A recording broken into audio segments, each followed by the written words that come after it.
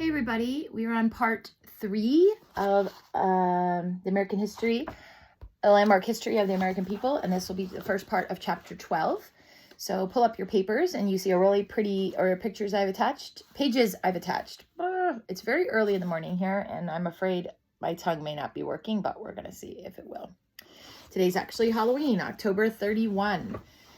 So immigrants to the United States on Ellis Island. Stand on Ellis Island and look at the Statue of Liberty. This was an oil photograph from 1920. Pretty cool right there. Americans were people on the move. There would have been nobody in America except the Indians unless millions of people from the old world had been willing to cross the ocean. The United States might have only been a string of seaboard farms and cities if brave new Americans had not been willing to risk the move farther west. Going into the half-mapped continent meant, of course, traveling into the unknown. But Americans were willing, even eager, to risk new places. Imagine, guys, if all of a sudden I said to you, well, there's actually more land past California, but nobody's mapped it, and nobody knows what it looks like, and nobody knows what's there or who's there. Do you want to go? That's basically what was going on here. They had no idea what land was in the West. And in fact, I actually think I have a picture of this. Well, that picture actually I don't think is very good. I'm trying to see. But you know, this is a US map, right? So here we are over here, right? And they're going to go that way. So it's a little bit scary to know what's going on. So the Civil War too meant the moving of people. Thousands of men fought great battles and armies that moved all over the countryside. The fortunes of war brought Virginians to Gettysburg in Pennsylvania and sent Massachusetts volunteers deep into Georgia. Even while the armies of General William T. Sherman cut their bloody swath through the South, swath is sort of like a path, the Union men could not help seeing the beauties of the Southern land. They discovered that Southerners were not so different from themselves. Thousands of Americans pried into far corners of their country. After the war, many soldiers returned to their old homes. A few stayed where they had fought and found wives and homes in the new places. Some Northerners went south to teach school or help in the Freedmen's Bureau. From the burnt-over South, hopeful Southerners went north or west in search of opportunity. Black men and women, at last free to leave the old plantation for the first time, were able to move about like other Americans. Go ahead became an American motto. Of course, go-getting Americans were eager to move up in the world, but they were just as eager to move around. The same spirit that before the Civil War had led Americans to move westward in wagon towns, that had led them to build railroads even before there were cities to go to, now led Americans to move and to keep moving. After the Civil War, brave and needy men and women from around the world were still willing to risk the ocean to come to America, fill the land, and crowd the cities. Many had come from impoverished European farms because they had heard extravagant promises. And the farms, got like a hair in my glasses or something, I can't get out there. Many people had moved from impoverished European farms because they had heard extravagant promises. And thousands already in America were disappointed by the American land. They moved, hopefully, toward the cities. So they maybe came over to try to do farming and stuff, and then they're like, man, this isn't going to work so well, and then they would go to the cities. The Americans kept telling themselves, go ahead, move on, try to find a better place. As Americans churned about the vast continent, they came to know their land and to know one another. Most nations of the old world were rooted to the same spot. Their people were held together because their ancestors had lived so long inside the same boundaries. It was unusual for them to move. They learned to be satisfied with their place. But Americans would not let themselves be confined anywhere for long. Americans were held together by their ways of moving and by their shared desire to move. And the freedom to move to a better place helped build the nation. Okay. So now we're going to start. That was kind of the introduction to chapter 12, to a part 3 of the book. All right. So now we've got this chapter called To Punish or to Forgive. And there's a picture over here on the page, and I hate that they don't number those pages. It's so annoying to me, but it would be page, they don't number for a while, 76, 77, 78, 79, it would be page 80. So during the Civil War, which we learned a lot about, right? Northern Democrats were in general less favorable toward the war than were the Republicans. After all, it was a Republican president who had gotten the Union into the war, Lincoln. But one group of Democrats was especially opposed. They saw President Lincoln as a tyrant who had little respect for the values of liberty on which the United States had been founded. Some tried to persuade Union soldiers to desert. They talked, they talked of helping Confederate prisoners of war escape. This group called themselves Peace Democrats. Their opponents called themselves Copperheads. There were two reasons for the Copperhead name. One, the leaders of the group had begun to cut the likeness of liberty from larger copper pennies of the day, larger than our modern quarters, and they wore her likeness on the lapels, that's kind of your collar, as kind of a badge of we are for liberty. Another reason is the Copperhead is a venomous snake, and those who opposed these Peace Democrats viewed them as being as vile and deadly as copperhead snakes. When the Civil War finally ended in 1865, most Northerners believed that the Peace Democrats had hurt the North by encouraging the South to continue fighting. Here, in a political cartoon from 1863, the Union has to fight off the leading Midwest Democratic congressman. All right. So Lee's surrender to Grant at Appomattox, I hope I'm saying that right, that's a place, brought peace to the nation. But peace brought new problems. How could the million men who left the Union and Confederate armies find jobs? How could factories owners change their factories from making cannons, rifles, and ammunition to making harvesters and sewing machines? When the South agreed to unconditional surrender, they put themselves at the mercy of the North. This gave Northerners their most difficult problem: what to do with the South. Was it more important to punish the former rebels, to teach them a lesson they would never forget, so they never again would try to break up the Union? Or was it better to forgive the rebels, to welcome them back into the Union so they would feel at home and never again want to leave? Of course, the South had already been punished. 250,000 Southerners had died in the war. That's 250,000 people. The Confederacy was a land of cinders and desolation, of charred plantation houses, broken bridges, twisted railways, and desecrated churches. An Englishman who had traveled halfway across the South said he did not see a single smiling face. But the North had also suffered, with its own 250,000 dead. And for Northerners who had lost fathers, sons, or husbands, no punishment of the South seemed enough. Yet this was not just a question of feelings. Unless the North wanted to feed and house millions of Southerners, it was important to get the South back into working order. This meant getting crops planted, factories built, railroads running, and the pupils and teachers into schools. It also meant getting the Southern states organized to govern themselves, to collect their own taxes, to keep the peace, and to protect life and property. I'm just trying to find the page I'm on here to make sure I'm reading to the right page. Okay.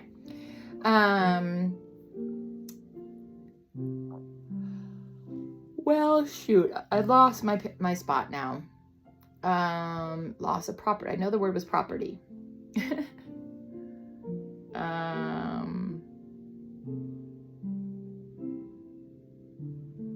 Oh, there we go. Sorry. I thought I stopped at the end of the paragraph, but I kept looking too far down. But it was not easy to get people to agree on how to revive the Southern states. There were wide disagreements on what the war had really meant. What the North called the War of the Rebellion, the South called the war between the states. The Southerners argued that their state governments had never been destroyed. Once a state, always a state. Lincoln himself had almost agreed with the Southerners on this topic. He also believed once a state, always a state.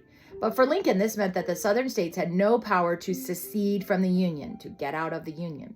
And if the Southern states had never really seceded, then after the Civil War, the Southern states were still within the United States. Naturally, once the war was over, Southerners wanted to agree with Lincoln. They said they still had their states and therefore could still run their own affairs. The most, then, that the victorious North could properly ask was that some Confederate leaders be barred from office. But on the other side were the Northern Avengers. The most powerful of them were in a group of Northern senators and congressmen called Radical Republicans. They were bitter against the Southern rebels. They remained suspicious of all white Southerners. They did not want to forgive and forget, but instead wanted to rub salt in Southern wounds. The Southern states, said the Radical Republicans, had actually committed suicide. By trying to rebel, they had not only violated the Constitution, but actually destroyed their own states. They were no longer states at all. People who thought like this believed that after the war, the Southern states could claim no rights under the Constitution. They had no right to govern themselves or to be represented in the Senate or the House of Representatives. They were nothing but so much territory, like parts of the sparsely settled West. And like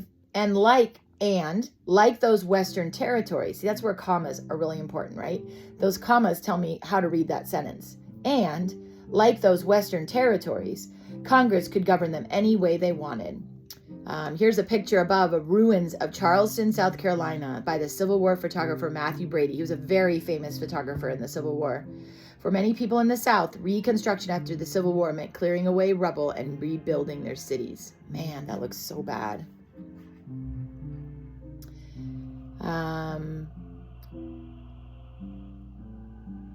So Congress could treat these states as conquered provinces. They could rule them by military governors, generals of the Union Army. When, if ever, Congress would allow them to govern themselves and take part in the national government, this would depend on how they behaved themselves and what the victorious Congress wanted. This offered anything but a cheerful prospect for the Southerners. Basically meant they were just still under the North. They are not going to be happy with that. The leader of the radical Republicans was one of the strangest men in history, Thaddeus Stevens, and there's a picture of him right there, was sometimes called a humanitarian without humanity. He seemed to use all of his good feelings on large, noble causes, but then he had very little left for individuals. Stevens was a sour man. Just as Lincoln inspired love and respect, Stevens inspired fear. Very early in life, Stevens took up the great cause of abolishing slavery. He never gave it up, nor did he ever forgive men who had ever held slaves or who had been entangled in the web of slavery. After Appomattox, Stevens made it his purpose in life to punish all traitors. Old age never mellowed him. At the age of 75, he boasted that he would spend his remaining years inventing new ways to make the Southern rebels suffer. During the Civil War, Lincoln had shown his greatness and his forgiving spirit by his plan to bring Southerners back to the Union. He was less interested in the past than in the future. Back on December 8, 1863, in his proclamation of amnesty and reconstruction, he had explained his plan. He would pardon almost all Southerners, even if they had fought against the Union. All Lincoln asked was that Southerners take a solemn oath to support the Constitution of the United States in the future. As soon as enough citizens of a Southern state took the oath, Lincoln would recognize the government of that state and let the people govern themselves. Of course, they must agree to abolish slavery. Lincoln said it would be enough if a number equal to only 1/10 of the voters in the election took the oath. His plan did not satisfy the radical Republicans. They were busy in Congress making a plan of their own. During the war, they concocted their Wade-Davis bill in quite another spirit. They could not take their eyes off the past. Under their plan, each Southern state had to make a list of all its white men. The state could not be recognized or given the power to govern itself until a majority of the people on that list took a new oath to support the Constitution. Man, I didn't even know about this. I didn't even realize that after the Civil War, I just thought, oh, now they're all part of the states again. They're all part of the Union. But no, now they're worried, right, that these people were not going to be able to do that. That's then, said the radicals, since they believed that the old Southern states had committed suicide, there would have to be an election to call a convention to make an entirely new constitution for each Southern state. No one could even vote in that election, much less be a delegate to help make the new constitution, unless he took an ironclad oath. This oath was not merely a promise of future loyalty. It was also an oath of past purity.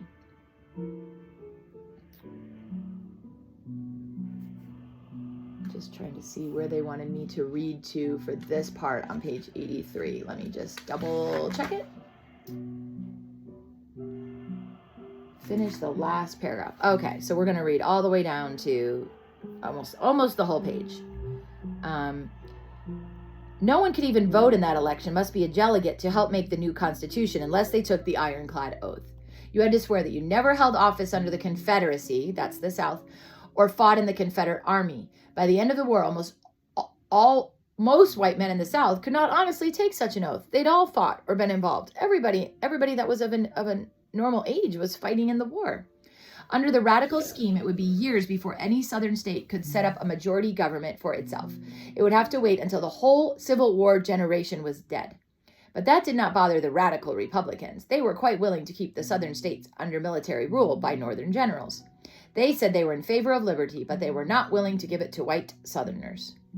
This was the Wade-Davis bill, and it passed Congress on July 2nd, 1864. It could not be law unless Lincoln signed it. What would Lincoln do? Lincoln refused to sign the bill. I could have told you he was going to do that, and I don't even know this from history. But he was shrewd. That means kind of cunning and wise. Instead of attacking it for being evil and vengeful, as he might have, or instead of saying simply that the plan for the South was the business of the president and not of the Congress, he issued a new proclamation. He would not sign the Wade-Davis bill into law because he believed that there should be other ways a Southern state could get back into working order. Any seceded Southern state that wanted to follow the Wade-Davis plan should feel free to do so. But there were now two possible paths. So one is you could go the Wade-Davis path. Let's see what the other path is. Any Southern state could choose between Lincoln's 1/10 plan and the Radicals' majority ironclad oath plan. In the long run, of course, no Southern state would prefer the vengeful Radical plan. But still, Lincoln had done his best to avoid a head-on clash with Congress, so he kind of gave them their way, right? Sure, you can choose that, or you can choose my way. It's like, this would be like if your parent came to you, if your mom and dad came to you and said, you can choose this really, really hard way to get your video games back. Or you could choose this really easy way to get your video games back. Which would you like? And you'd be like, is this a trick question? I'll take the easy way. On April 14, 1865, Lincoln called his cabinet together to explain his policy to them. He urged them to use charity, kindness. He begged them to help end the wartime spirit. That very night, when President Lincoln and his wife went to Ford's Theater in Washington to attend a play, there occurred one of the great disasters of the Civil War era and all of American history. It was less than a week after Lee had surrendered to Grant the Appomattox. An unstable, unsuccessful actor named John Wilkes Booth, who was an ardent Southern supporter, snuck quietly into Lincoln's box seat and shot the unguarded president in the back of the head. President Lincoln died the next day. Man, after doing all this stuff with the Civil War, you can see how disappointing, like how sad that is, right? Lincoln had done all this fighting and all this work, and now look what had happened. I mean, that is really hard to hear. So, just a kind of reminder of that chapter, why were Americans moving from place to place? And of course, they were doing that to, because things had gotten bad where they were. They needed to try to find new places to live, expression of freedom. And those radical Republicans, man, they wanted the South to pay for what they had done. So remember, it is estimated that some 600,000 or more men lost their lives in the Civil War. 360,000 Union soldiers died in the war.